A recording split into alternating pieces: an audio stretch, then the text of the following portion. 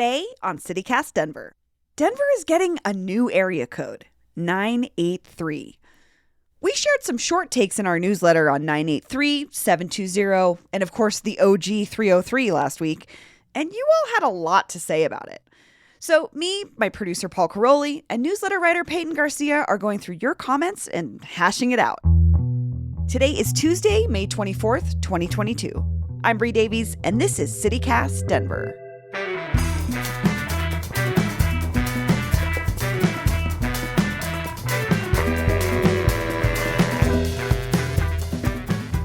That's my favorite part of the pause when two people are waiting and one of them should be speaking first.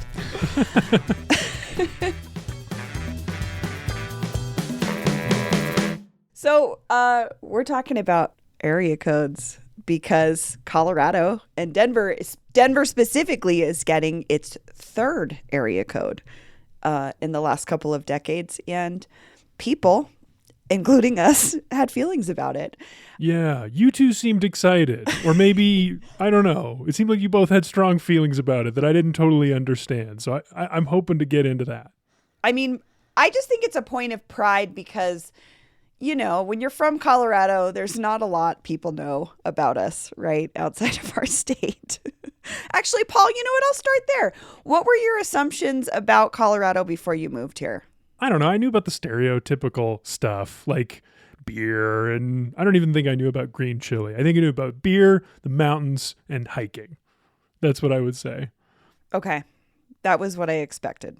Well, and of course, the famous numbers, 303. How could everybody talks about it?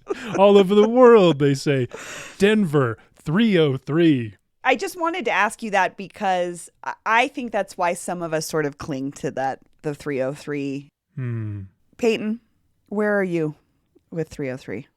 I think it really started to resonate once 720 came onto the picture. It was like, oh, you're so cool if you still have a 303. Like, that's the OG thing. And I think it kind of goes back to this whole like native versus transplant argument.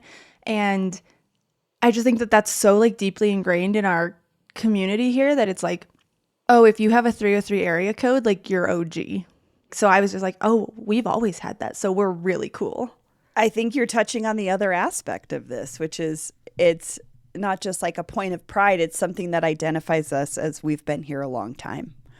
And I agree with you that I think it's part of entrenched in that native versus transplant conversation, which to me, it's just like, it's okay to be proud to be from here, but there's a way to go about that pride without it being alienating. And to me, the area code thing kind of does that. It's like, it's not super alienating. It's just like a little like, yeah, I'm 303. Yeah, it's become the whole native versus transplant thing, which you're right. I think that is kind of where this 303 thing stems from. It's become so negative and gross here. Yeah, it sucks. It sucks. I'm sure you can speak to that, Paul. Yes. When I first moved here, I just thought Denver was the most interesting, coolest city I'd ever seen. And I loved it from the beginning. And so when I felt this like resentment or like this like push away from people who have been here a long time, it was the, you know, it's the opposite of welcoming. It doesn't feel good. So this area code thing for me it's always been in my mind as just a representative of that feeling of like not being wanted. And I can't prove it, but like when I was thinking about this area code conversation we were going to have, I thought, well, like when has it ever actually caused me any harm, you know, to not have a 303 or a 720? The only time I've ever thought like there might be a harm is when I've cold called sources for work, trying to like reach people. And the first thing they see about me is not 303, 720, or now 983. And like, no one's ever said this, but I imagine that there are conversations that happen between other people who have those area codes that are a lot more friendly and where nobody is thinking about how they had to sit in a traffic jam for an hour and that's maybe partly my fault. That's so sad though. It should not be that way. And I will admit, like, it's like second nature. I totally judge people who give me their phone number and it's not 303 or 720 or 970 or any of those other Colorado-based ones. That's so funny. It's just like, I don't know. And like I said, I don't know where it comes from. It's just like so ingrained in me. It's just like one of those things you learn at school. Like, hey, people without 303 phone numbers are losers. And that's horrible. That's horrible. Well, first of all, I just want to say to Paul, I'm sorry that you've ever felt Yeah, that. it's sad. Because it Thank sucks. you. Thank you. Second of all, you are not traffic. We are all traffic. That's a problem we've had long before you showed up. They should put that on like the welcome to Denver like signs on the highway. We are all traffic. Yes, you also cannot control the housing market. As much as I wish you personally could, you can't. I think you've done a wonderful job of being a booster for a city that maybe wasn't very nice to you when you showed up. So sorry about that. Jeez. I do think Hey, we're trying. It's okay. I think Denver as a whole, or I think most of us at least, are trying to shake that. I think we've kind of had to come to Jesus in recent years about how that's Agreed. like really not cool. I agree. No, I think so too.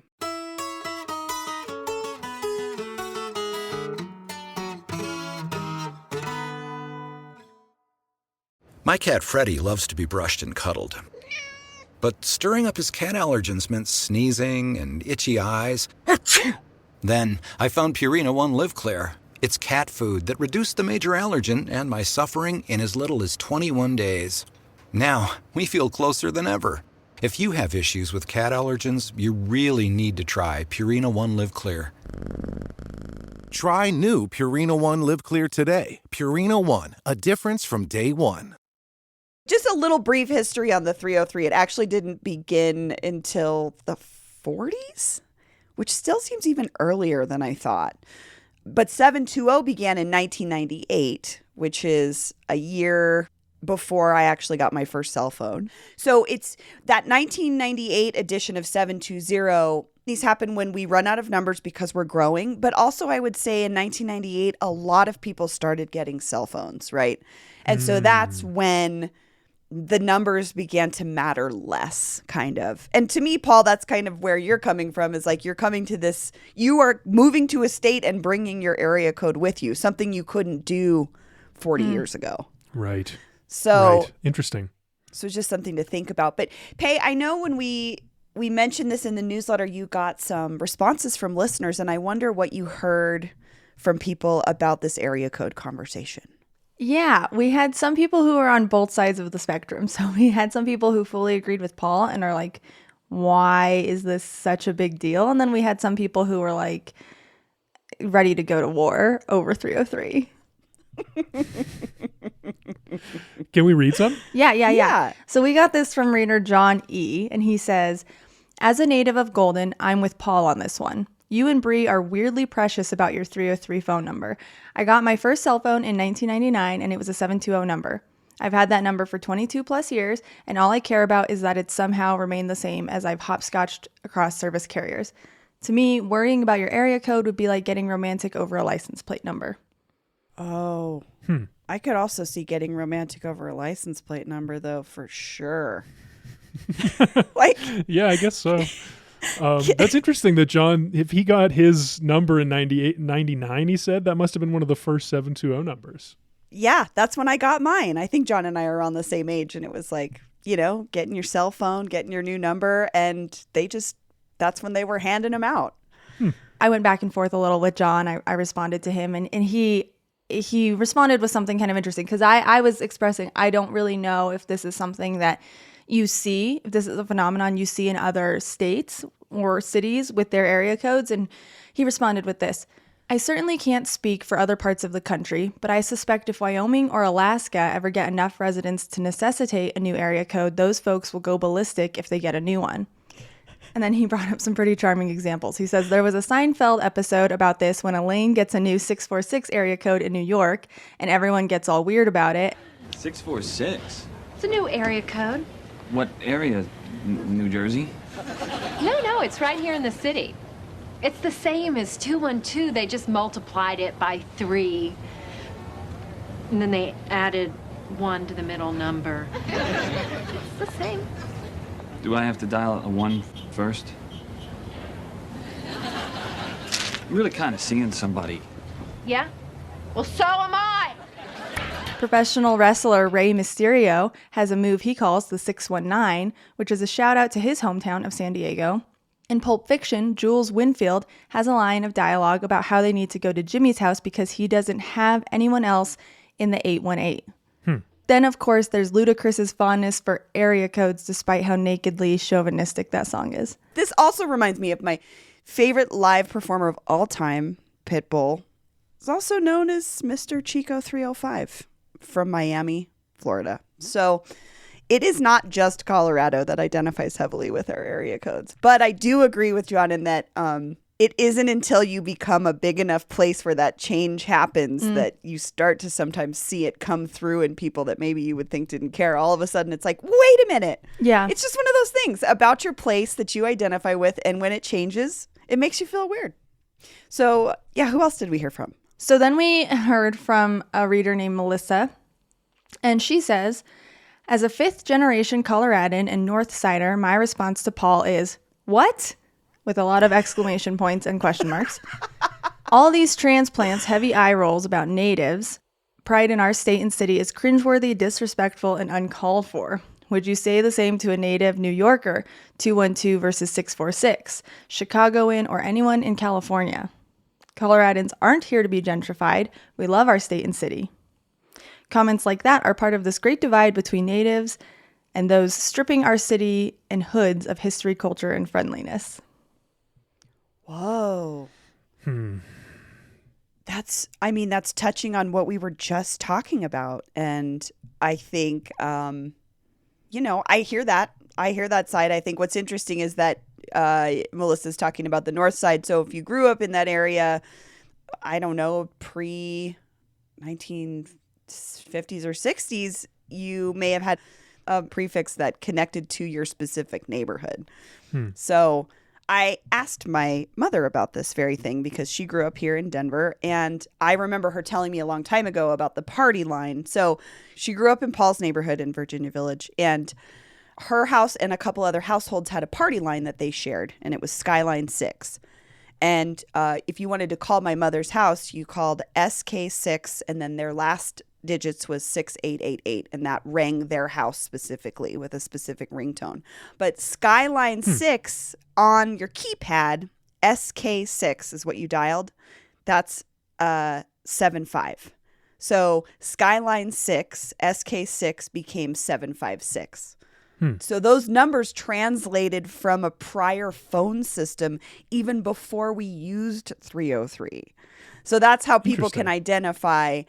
So I see the point of pride in that aspect is like, we were actually here before anybody had anything other than a landline. Yeah, that's kind of cool that it boiled down to that you could drill down to the neighborhood level with these numbers. I didn't know that. I feel like I should respond to Melissa directly. Melissa, I'm sorry. On behalf of all transplants, I'm sorry. But I'm not rolling my eyes at the pride. I'm rolling my eyes at the pride in this thing, these arbitrary numbers. I agree. This is a great place. There's so many things to be proud of here. The numbers, it's just 3 numbers. It's not really anything. But Melissa, thanks for writing, and I appreciate that comment. Yeah, I think Melissa is upset about more than 303. I think she is tapping into a much, much larger, deeper conversation that is not about area codes. Mm-hmm. And that's a whole different can of worms. But yeah, I mean, even as somebody who's always been very proud to be associated with 303. I mean, we have a band named 303 that sings about the 303. The best band in the world. I mean, I get that pride, but I'm starting to come to terms with the fact that it is a little bit much. Well, and I don't want it to seem like we're dismissing a person like Melissa's experience in this conversation by saying the native transplant thing is tired. And because there are deeper issues related to that. I just think when we distill it down to that transplant versus native thing, all the nuance disappears. And then we can't have a conversation about how our neighborhoods have changed. And we can't have a conversation about why housing is the way it is and why traffic is the way it is, because it's so much more complex. And so I don't know. Like, I hear you, Melissa, and I totally agree with you to a certain extent, but I don't think the area code thing is necessarily indicative of that conversation as much as it's like a more fun thing to be like, guess what I have that you don't have, you know, like, Yeah. I wish I had a 303 number. I don't. And we did have somebody write in. We had Rebecca C. write in, and she said, I can one up you. I've not only got a 303 area code, but also a 433 North Denver prefix. So that kind of goes back to what you were saying. There you go. Yeah, I think I don't know. I think it's more quaint and fun than the bigger conversation. But Can I tell you all about a very bizarre connection I made this morning when I was thinking about this area code thing? yes. So what is a phone number? Arbitrary series of numbers, but unique. It's only yours. What is a phone number but a non-fungible token? It's an NFT. It's the same craze. People have these, I would say, irrational attachments to these numbers. They decide they have meaning. They decide they have value. I would like to put this area code thing to the test, create a market for these things so people can buy and sell them. If the 303 is so special, let's see how much it's worth to somebody who doesn't have it. I think you might have just explained NFTs to me. I mean, I do miss having a 303. I'm 720 now. I lost it. I had a couple. I have changed my number a lot over the years, and I had at least 2 to 3 303 phone numbers that I let slip through my grasp. I now am in the 720 camp. But See, you had them and you didn't even respect I know them, I Peyton. didn't. I clearly didn't. I thought they'd be around forever. If you could buy one, get it back, how much would it be worth to you? $50? I would pay $20 100? max to get a 303 phone number. I'd pay $1,000 to get my home phone number back from childhood. Wow. That's real. That's real. But that's nostalgia for like my own phone number. Right. It's not necessarily like, Right. you know. But I've had my 720 number now I'm like John. I've had it for 20 years. How could I change it now? Everybody has, you know what I mean? Everybody that calls me has that number. Oh, my friends hate me. They have like, I don't know how You're I like ended my up. sister. My I've sister's changed like it so that many too. times. I think I've had, since college, I've had like 6 phone numbers, and my friends are like, you are the worst person. Well, Peyton and Paul, thanks for joining me on this short journey of why we care or don't care about 303. And I do just want to give a little bit of a sad shout out to anyone who's now going to be 983. I think Jeremy Hohola at 9 News pointed out that on your keypad is WTF. So it could turn into something cool if you want to say your phone number is WTF and then you got something cool out of it, I guess. But I don't know. Thanks, you guys. Thank you. Thanks, Bree. And here's what else Denverites are talking about. An update to a story we brought you a few weeks ago. The Office of Missing and Murdered Indigenous Relatives will officially become a real thing after it passed in the Senate earlier this month. Governor Polis was initially skeptical about the need for a separate office to take on the issue, but he told the Colorado Sun he's now on board. The office will be housed under the Department of Public Safety and work directly with law enforcement. Be sure to check out our April 4th episode with Raven Payment, an advocate and activist for the Indigenous community who spoke on behalf of this bill. That's all for today here on CityCast Denver. If you enjoyed the show, why not take a minute to tell a friend about us? Rate the show wherever you get your podcasts and subscribe to our morning newsletter, where today, Paul has got an update on some ugly racism affecting the Avs playoff run. We'll be back tomorrow morning with more news from around the city. Bye-bye.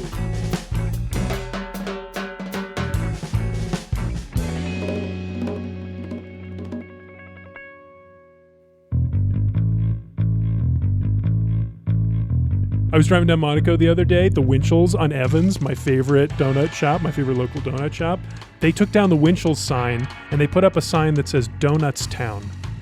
They've rebranded.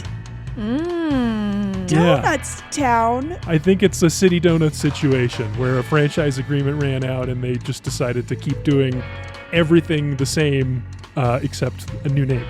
Hot donut goss. Donuts Town. That sounds like a front. You're over at Donuts Town. Paul Caroli, Donut PI, is on the case.